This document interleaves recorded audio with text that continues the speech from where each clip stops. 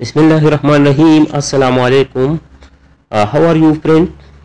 ज़ साहिब तासु ته د انګلیش لرننګ ان پښتو چینل نه مخاطب یم.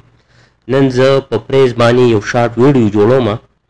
کوم کورس چې ما شروع کړی دی د 30 ورځو د بګینر د لپاره انګلیش د کولو لپاره، کوم چې د بنیاد نه د سر نه انګلیش د کوي کم کسان هغه د لپاره چې کوم د 30 ورځو کورس ما شروع کړی دی، هغه کې به په 4 نمبر کلاس کې پریزز باندې زه ویډیو جوړوم.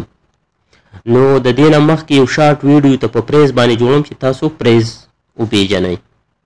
د پریز ډیفینیشن په انګلیش کې داسې دی: A phrase is any set of words that is short. English speaker associate words in small group according to meaning. For example, in the sentence.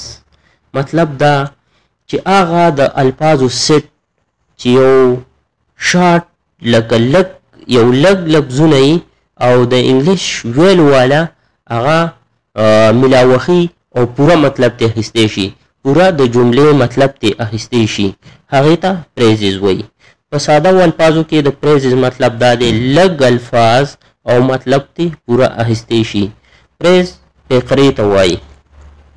پریز او سنټنس کې فرق دا دی چې سنټنس د ګرامر د رولو مطابق ویلې کېږي، جوړیږي، او پریز رول نه فالو کوي. بس سپیکر چې مطلب یې ښه پوره وي رول نه فالو کوي، یعنی رولو مطابق نه جوړیږي، هغې ته څه وایي؟ پریز ورته وایي. او سنټنس چې دی هغه د ګرامیټیکل یعنی د رولو مطابق هغه جوړیږي. په دې کې اوس زه تاسو ته چې کوم یو څو فقرې ښیم. دا پریز چې کوم دي دا په بیسیک لیول یعنی بنیادي لیول باندې زه جوړوم، ډېر ایډوانس لیول ته پکې نه ځم. په دې کې زه تاسو ته چې کوم د پریز او د سنټنس په منځ کې چې کوم فرق دی هغه زه تاسو ته کلیر کوم. په پریز کې ته ګورئ آن د ټیبل یعنی میز باندې. په سنټنس کې چې دا به وایي نو دا به داسې وایي یور بک آن د ټیبل یعنی ستا کتاب په میز باندې. موږ اکثر چې خبرې کوو چې زما کتاب څه شو، بل وایي زما کتاب په میز باندې دی، نو ډایرکټ شارټ وایي په میز باندې دی، او پوره مطلب یې دا چې ستا کتاب په میز باندې دی. نو آن د ټیبل شارټ کټ انګلیش کې هم خل چې کوم د انګلیش سپیکر دی هغه وایي آن د ټیبل.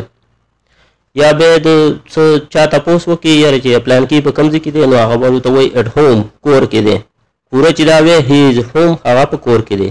سنټنس کې به داسې وایي هی از اټ ہوم، او چې شارټ وایي سپیکر یې اکثر شارټ وایي نو هغه وایي اټ ہوم.